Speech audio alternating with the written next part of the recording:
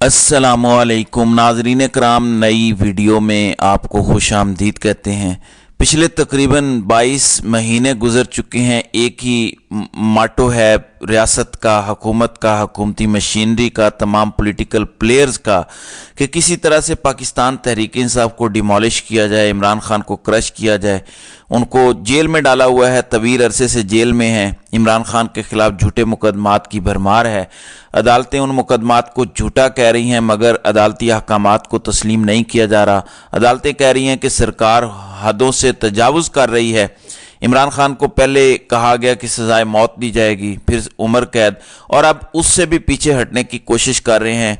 Cipher का case आ चुका है। साइफर केस के अहम तरीन गवाह आज़म खान जो प्रिंसिपल सेक्रेटरी हैं, उन्होंने गवाही दी है। गवाही को सामने रखते हुए बिल्कुल बबांगे दोहल ये बात कही जा सकती है कि ऑफिशियल सीक्रेट एक्ट का मामला तो ख़त्म हो चुका है। आज़म खान के बकौल ऑफिशियल सीक्रेट एक्ट की कोई खिलाफ वर्जी नहीं हुई। उन्होंने जो स्टेटमेंट रिकॉर्ड करवाया है उसका 90% पोर्शन इमरान खान के हक में जा रहा है। जो इमरान खान मुसलसल बातें करते रहे वो उनकी तस्दीक कर रहे हैं।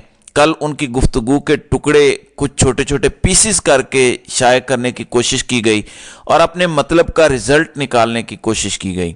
आज़म खान ने 3-4 बातें की। उन्होंने पहली इंपॉर्टेंट बात यह की कि दफ़ा 161 और 164 का जो बयान रिकॉर्ड हुआ वो हलफ पर नहीं था। ये वही बयान है जो मीडिया को जारी किया गया और ताकतवरों की जानिब से कहा गया कि इसके बाद फलां वीडियो चला देनी है। आज़म खान आपको पता है कि ज़ेरे हिरासत रहे, उनको उठाया गया, जो कुछ किया गया वो सारी चीज़ें किसी वक्त सामने आ जाएंगी।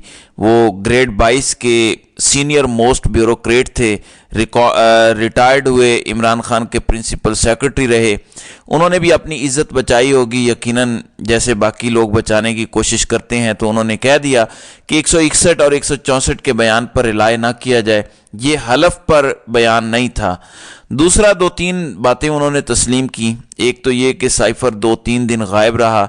जब उनको कहा गया कि आप साइफर ज़रा मंगवाएं और उसका साइफर की जो कॉपी आई उससे पहले शाह महमूद कुरैशी इमरान खान से डिस्कस कर चुके थे। शाह महमूद कुरैशी को भी अमेरिका से डॉक्टर असद मजीद ने कॉल करके पूछा था कि मैंने एक अहम साइफर भेजा है, उस पर कोई रद्द अमल नहीं आया, उसका करना क्या है।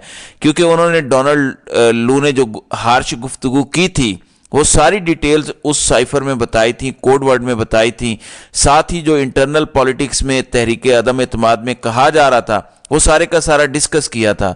तो असद मजीद ने यह समझा था कि हमारे अंदरूनी मामलात में मुदाखलत है और ये बहुत बड़ा स्क्रिप्ट, बहुत बड़ा प्लॉट मालूम होता है। लिहाजा जब वो पाकिस्तान पहुंचा तो उस साइफर को दबा लिया गया। खैर, जब मुतलका डिपार्टमेंट से वो साइफर सामने आया तो इमरान खान को बताया गया कि जनाब हमारे खिलाफ ये काम हो रहा है। इसलिए आज शाह महमूद कुरैशी भी जेल में है, इमरान खान भी जेल में है।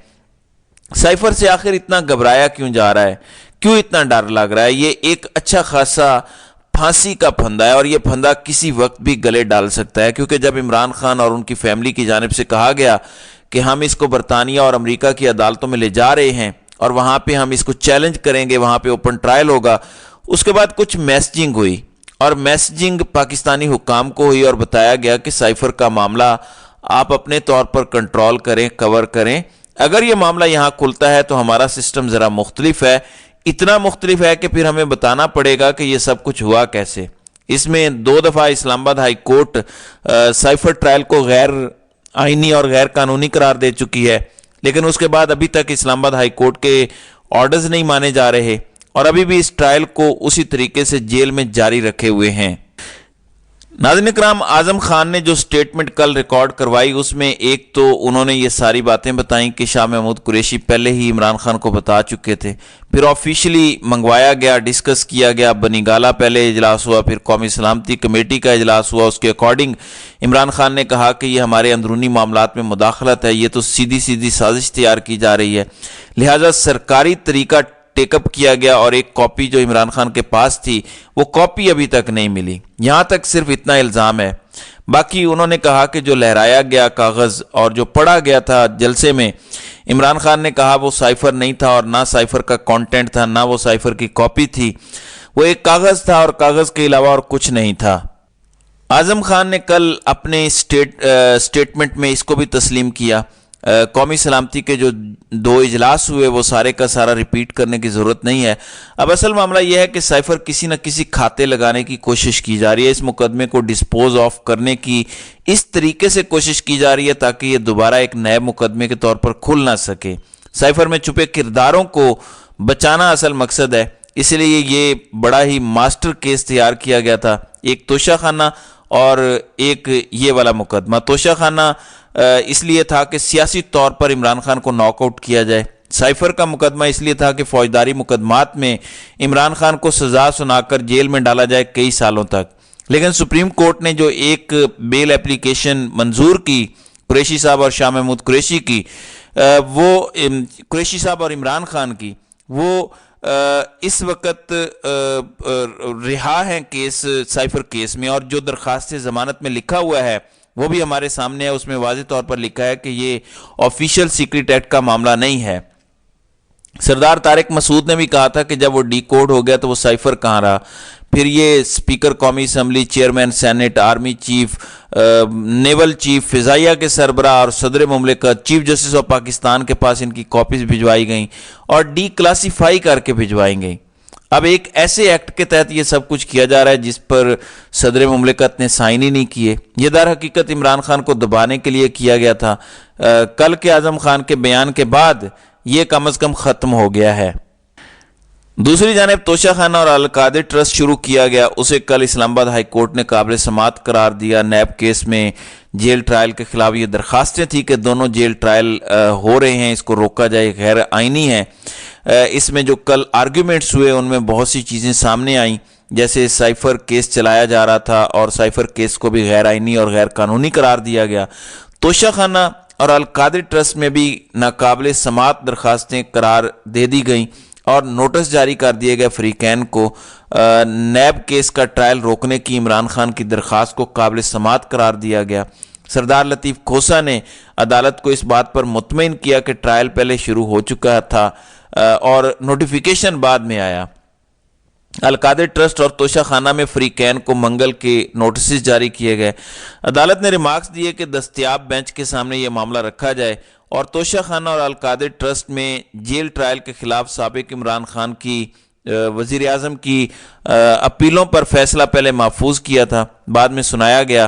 کل مقدمے کی سماعت میں سردار لطیف کھوسہ نے اپنے دلائل کا آغاز کیا۔ انہوں نے کہا کہ 2 نوٹیفیکیشن ہیں جن کو ہم نے چیلنج کیا ہوا ہے۔ وزارت قانون و انصاف نے نگران حکومت کی منظوری سے جیل ٹرائل کا نوٹیفیکیشن جاری کیا تھا۔ توشہ خانہ میں عمران خان کے خلاف جیل ٹرائل کا نوٹیفیکیشن جاری کیا گیا اور جیل ٹرائل سے متعلق اس عدالت کا فیصلہ بھی موجود ہے۔ توشہ خانہ ریفرنس 20 دسمبر 2023 کو نیب نے احتساب عدالت میں دائر کیا۔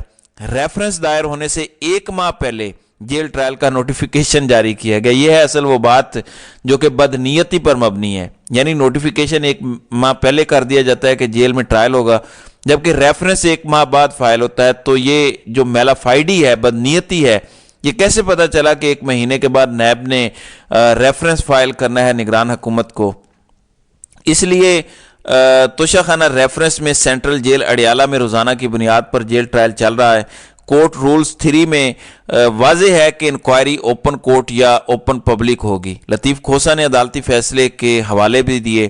اس پر میاں گل حسن اورنگزیب نے استفسار کیا کہ 21 نومبر 2023 کا نوٹیفیکیشن ہے تو آپ اتنی دیر سے کیوں آئے؟ یعنی عدالت یہ کہہ رہی ہے کہ یہ بالکل غلط ہوا، لیکن یہ اتنی دیر سے کیوں آپ نے چیلنج کیا؟ یہ نومبر کا نوٹیفیکیشن ہے اور آپ نے جنوری میں درخواست دائر کی ہے۔ ہم نے تو اس کا پروسیس دیکھنا ہے، ٹھیک ہوا ہے یا نہیں، ہم نے یہ نہیں دیکھنا کہ ٹرائل ادھر کریں یا جیل میں۔ تو عدالت نے استفسار کیا کہ کیا ریفرنس دائر کرنے سے پہلے انہوں نے جیل ٹرائل شروع کیا؟ تو لطیف کھوسہ نے جواب دیا کہ بالکل، انہوں نے ریفرنس دائر کرنے سے پہلے ہی جیل ٹرائل شروع کیا، نوٹیفیکیشن بعد میں آیا۔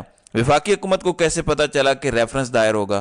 انہوں نے مزید کہا کہ جج کی تعیناتی بھی قانون کے مطابق نہیں، اس کیس میں جج کی جانب سے کوئی تجویز بھی نہیں، جج نے بھی نہیں کہا کہ سیکیورٹی وجوہات پر جیل ٹرائل ہونا چاہیے۔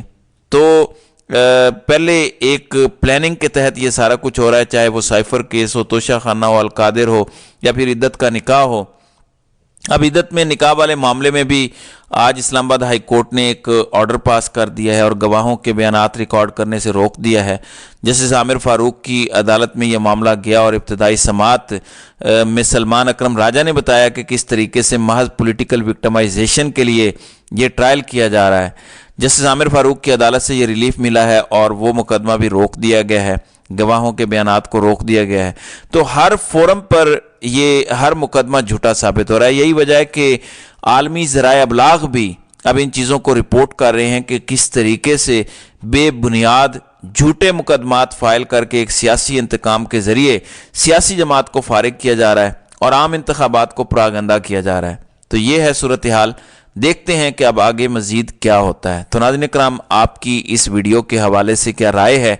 आप अपनी राय का इजहार कमेंट सेक्शन में ज़रूर कीजिएगा।